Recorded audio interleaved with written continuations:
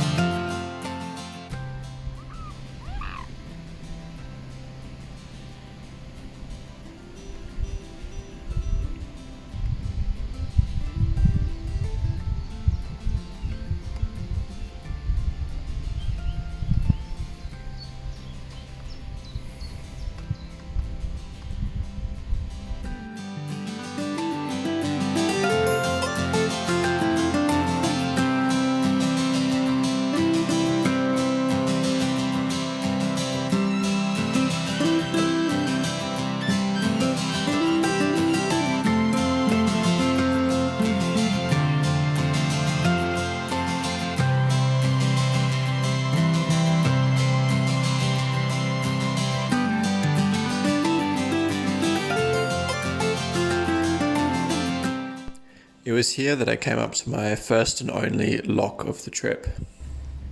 I had to call the lockmaster, and he told me to wait around the side of the lock until the light went green and I could enter. It was a bit intimidating being in this massive construction with a big barge, but it was also kind of fun, and of course it all went well.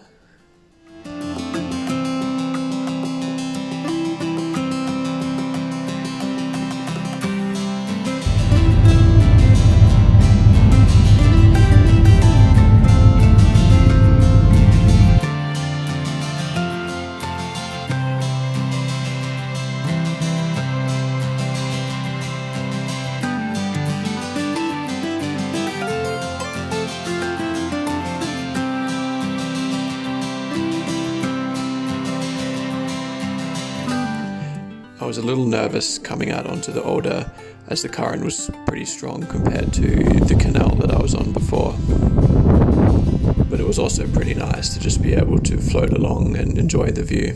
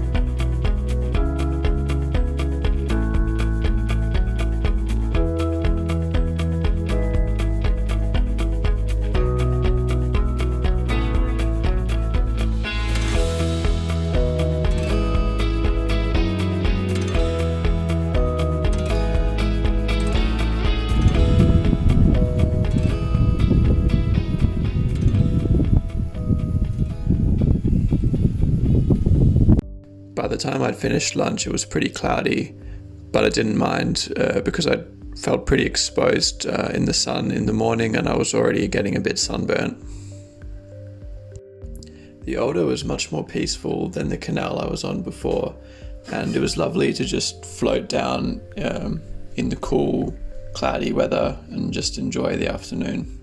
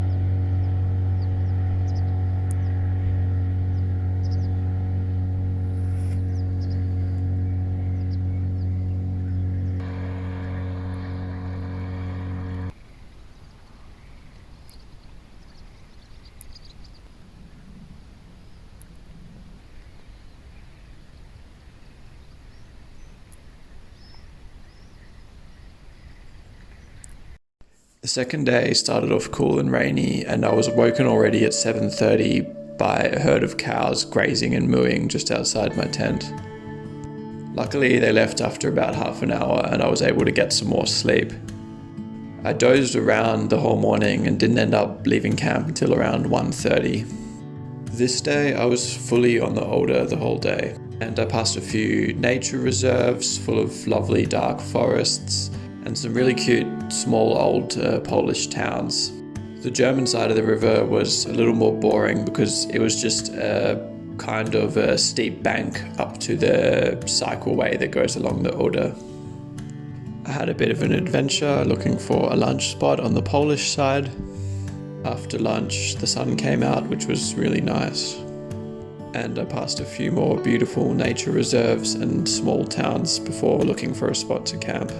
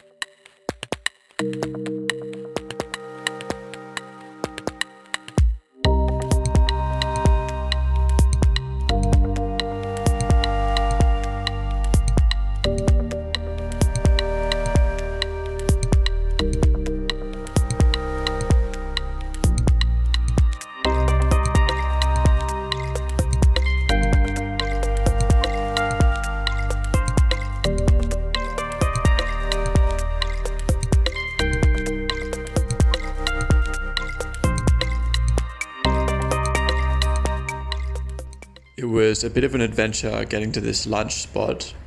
I had to paddle through these reeds to get into a small sidearm of the Oder, and there was no solid ground to park the kayak, so I ended up having to get out into knee-deep mud and walk up through these bushes and stinging nettles to get up to this little imbus where I had some grilled meat and a soft drink for lunch.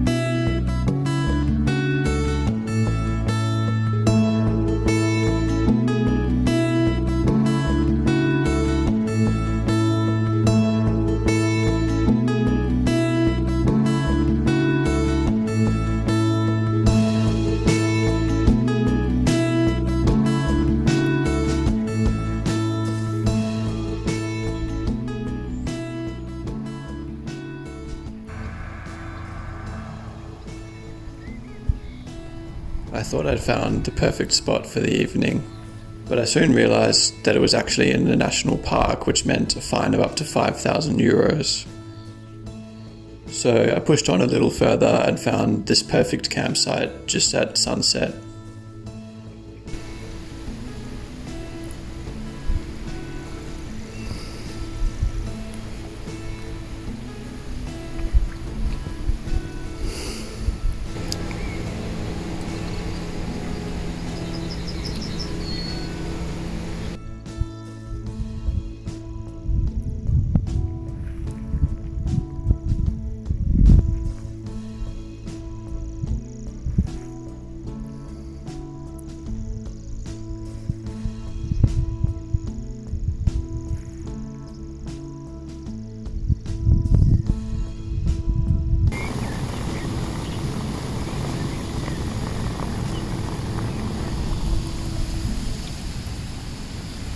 The third day started off paddling into a headwind on the Oder before I pretty quickly turned off into the Polish side of the Unteres National Park.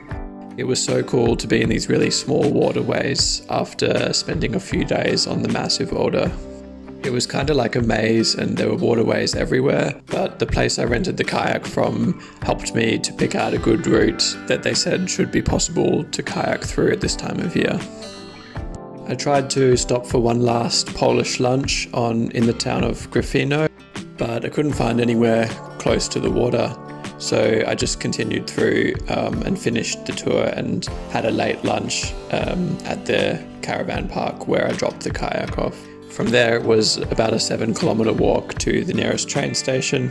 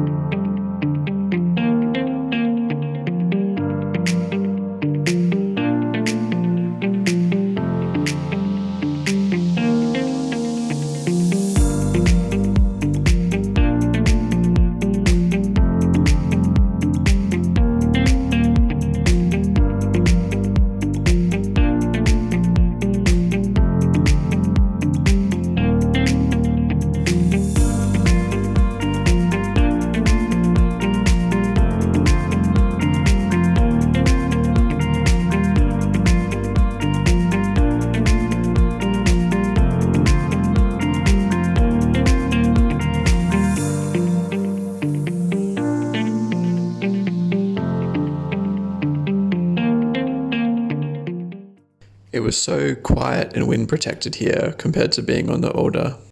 And going through this old lock was kind of creepy.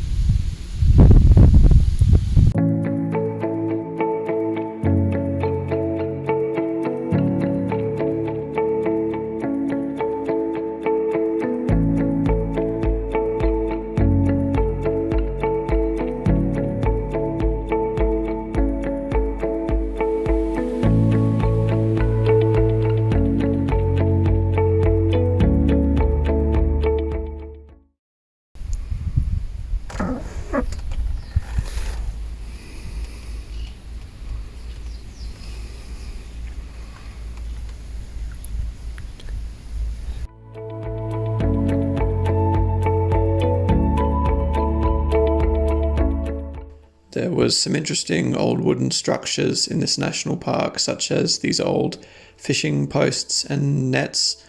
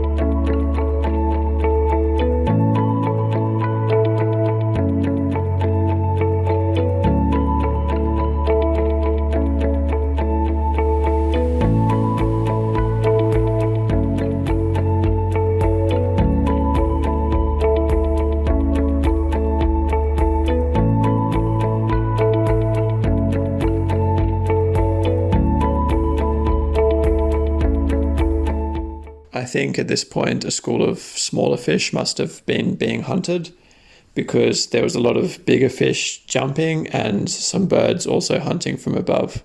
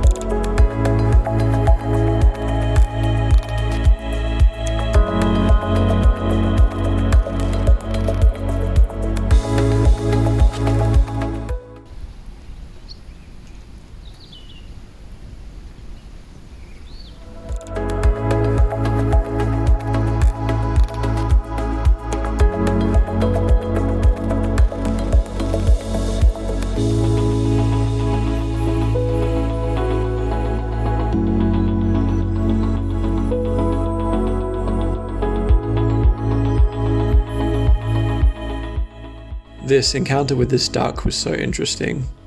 This mama duck quickly led her babies into the reeds on the side of the river before flapping and splashing intensely across the waterway just in front of my boat. She was trying to divert me away from her young in the hopes that I would follow her, which I did since it was the only way to go on the waterway. She led me for quite a while, maybe 5 to 10 minutes, before getting further and further ahead and eventually out of sight when I assumed she flew back to pick up her babies.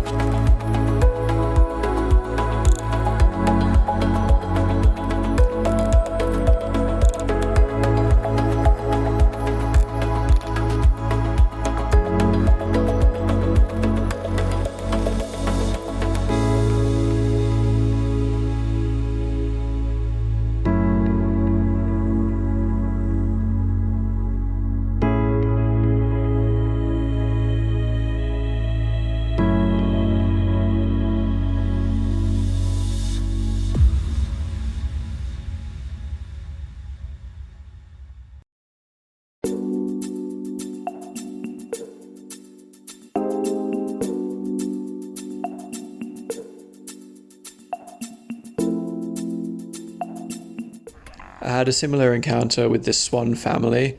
The mother and the babies went in one direction, while the father flapped a bit and led me forward in the other direction before eventually rejoining his family. Unfortunately, I didn't get that on film.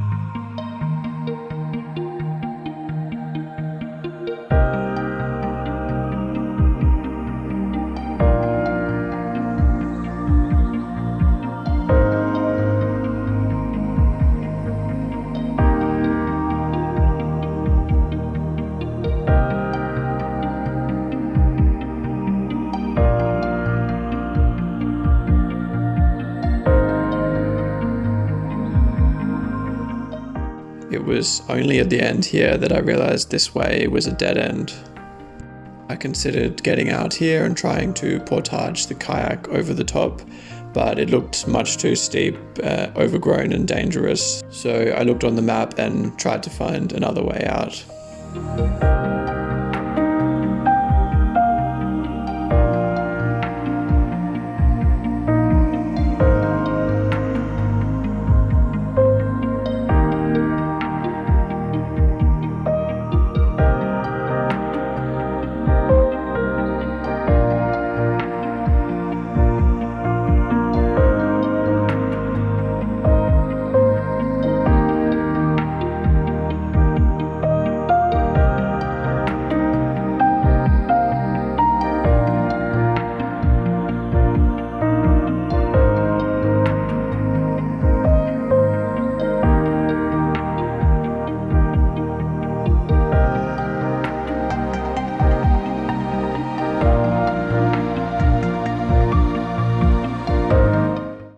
I came across this massive beaver lodge and I waited for a while to see if any beavers came out or in, but I couldn't see any.